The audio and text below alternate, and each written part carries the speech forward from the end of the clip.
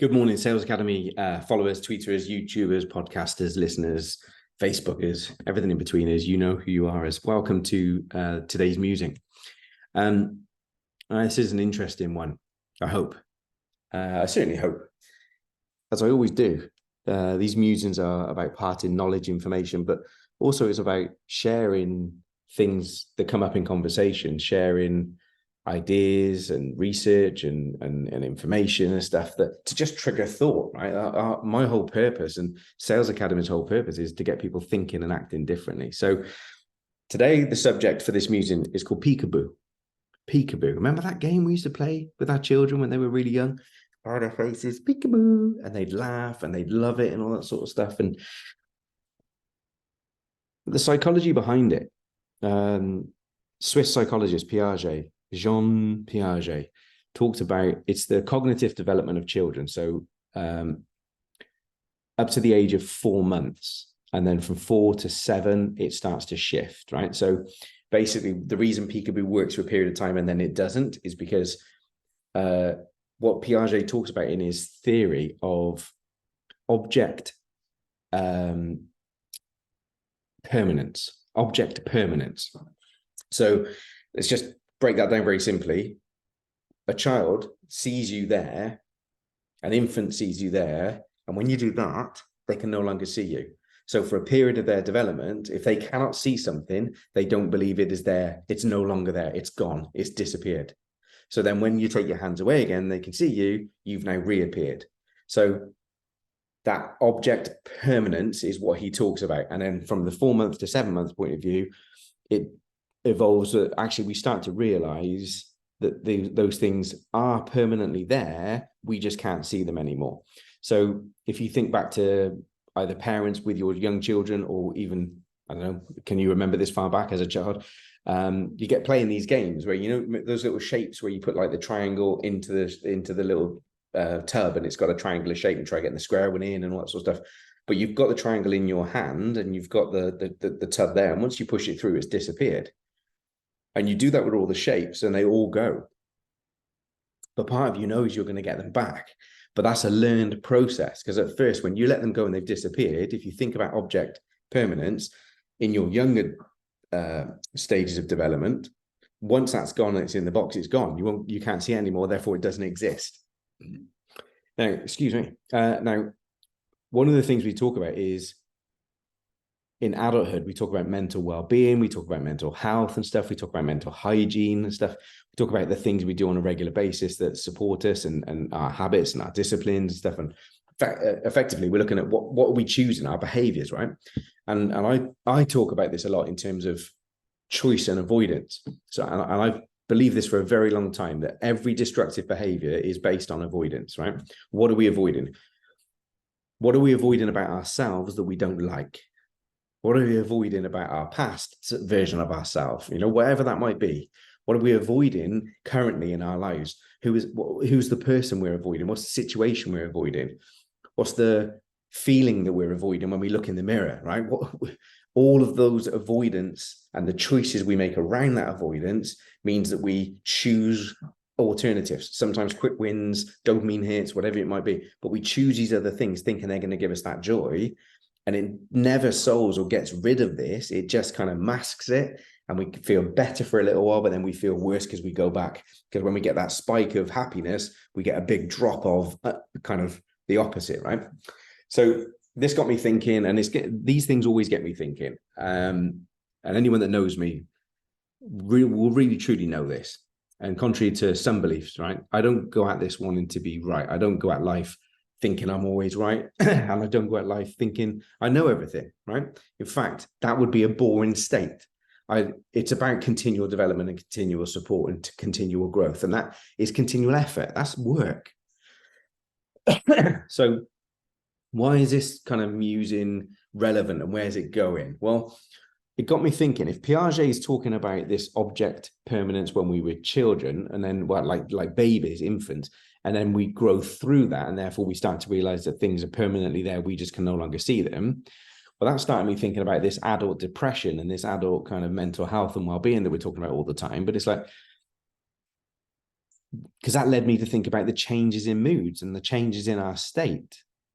So, and I saw something and then I read something and you know, these keys unlock another key that unlocks another key. And so I started to research this stuff because I don't, like I said, I don't just come out and go, ooh. So I started research on the internet and I started to use, you know, some faster AI tools to kind of pull resource in as well and stuff. But I've been Googling and I've been YouTubing and I've been trying to search for a link between adult depression and Piaget's object permanence. But I can't see any. I can't find any. Now, I'm happy to be corrected if you find any yourselves, right? Let me know if you do. But I couldn't find any. And that, I suppose, in one sense, troubled me, but maybe it should excite me, right? Because the kind of scenario that I heard that really landed with me was,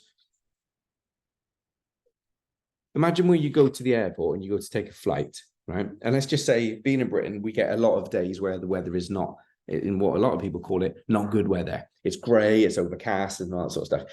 And this is phenomenal because it's like September now, kids have gone back to school. We've had it raining in the UK, and it's 2023. We've had it raining in the UK since like the 10th of July. Hasn't stopped raining pretty much the whole of August, the whole of the summer holidays. Kids go back to school first week of September, and we get this ridiculous heat wave, right? And that's what people are calling it. Oh, we've got this ridiculous heat. I can't sleep. And all sorts of. These are the same people that pay $4,000 to go away to a hot place, and they love that. But when you get a little bit of heat at home, they hate it, right? It's just the insanity is just genius. So where am I going with this? Because if you're going to get on a flight and it's grey and it's cloudy and it's a miserable day and it's weather and it's rain and all that sort of stuff, you look out the door and you look at, like today, it's a very murky grey day. It's like, there's some white clouds out there, but there's a real greyness to the clouds, right? And there's a threat of rain, but check the weather apps, say it's not going to rain today, it's going to rain tomorrow where we are. Who knows? I kind of look outside and trust that more than the weather app, to be honest. But if I got in a flight now from Bristol Airport and I took off, you get to 20,000 feet, you get to 30,000 feet, you get above the clouds. I guarantee you, the sun is still there. We can't see it because of this murky, white, grey cloud that's over us, right? But the sun is always there. It's always there. Now, how is that any different to peekaboo? Do you see what I mean? So it's like when you wake up in the morning and your mood isn't necessarily that. I wake up every day like Tigger. I feel sorry for Bex and anyone that spent time with me because I do wake up and I'm ready to go. I'm not a sluggish. I'm not a kind of, you know, there are times when I do enjoy lying, but the majority of the time I wake up and I'm good to go. So this morning I woke up early. I'm good to go. I got up and I did some things. House is quiet. It's a lovely part of the time of the day to be up and alive. And I'm grateful for my eyelids opening. I'm grateful for the air in my lungs.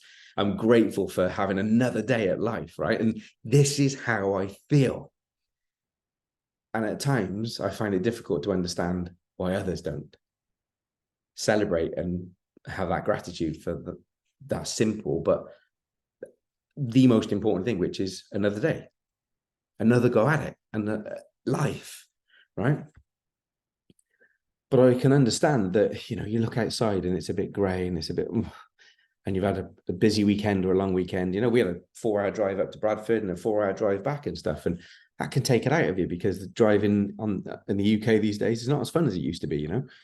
Population, speed cameras, roadworks, oh God. So by the time you get home, you can be a little bit mentally and physically drained. And, you know, I'm 48 now, so I'm not as 20, not as fit and active. And you can get into all of this kind of thinking if you choose to, right? But if you go outside and have a look today and the weather is pants or the clouds are covering the sun and you can't see it, it doesn't mean it's not there. So if you wake up and you're in that feeling of a dark grey mood and you just can't feel happiness, it doesn't mean that happiness isn't there. You just can't see it today. You just can't feel it today. But it's an undeniable fact that happiness is there. And if you choose to find it more often than not, you will, right? And this isn't just positive mental attitude bullshit. The sun is there. You can't argue that. So how can you argue this, right? Nothing is permanent. All we have is what's right in front of us now. What we have, who we are right now, in this moment, at any given time. And take all of you out of it, sun's still there. We just got to get above the clouds to see it some days, because we go outside and it's covered. Our state, work, parenting, relationships, customers, marketing, social media, finances, all this sort of stuff, right? That happens to us, because of us, around us. It's all part of the richness of life. But you can see that as this really grey, dark cloud that's holding you back or holding you down, or you can find a way to cut through it. And, you know, everything I read, everything I see points to the only way through that is gratitude. The only way through that is to get focused on that gratitude. I remember, you know, when they talk about, if you're feeling like you're not having a good day, right? Put your hand on your chest, feel that heart. That's life right there, right? And then you go, okay, well, let's take that a little bit further. Feeling like you don't want to live anymore, feeling like you don't want to go through another battle, another day anymore. Like, hold your breath for 3 minutes. Go underwater for 3 minutes. About a minute and a half, if you can last that long, you'll start fighting for survival. You'll start fighting for that breath, because you need oxygen. And at that point, your reason to stay alive is far greater than your reason not to. That's a choice. In the moment, in the now.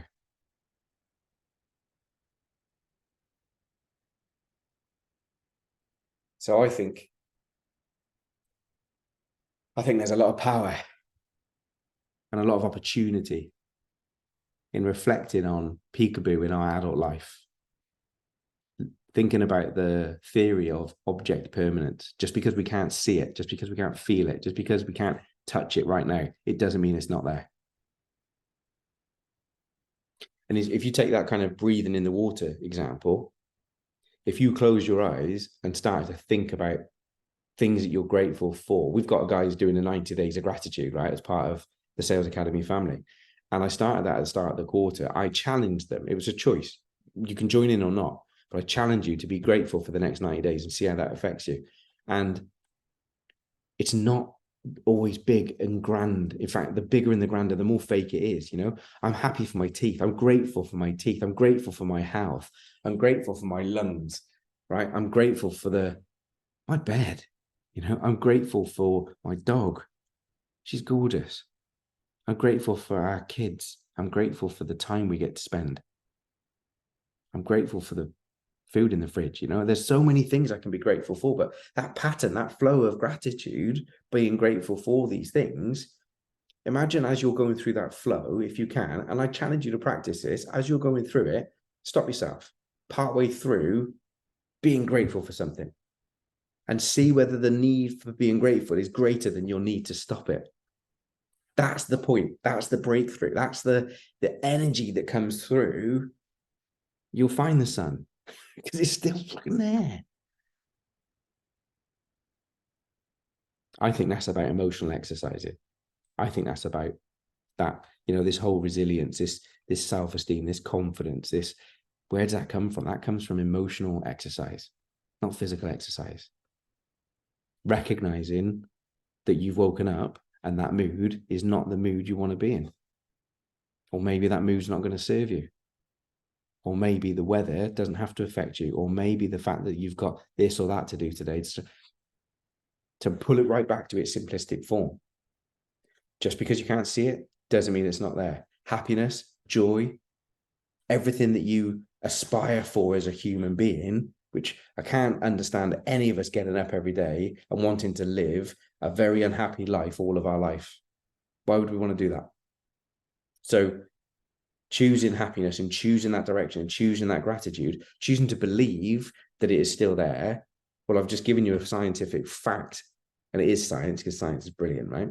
But a universal fact then, a natural fact is that the sun is still there even when we can't see it. And yes, I've repeated this multiple times because I want it to go in.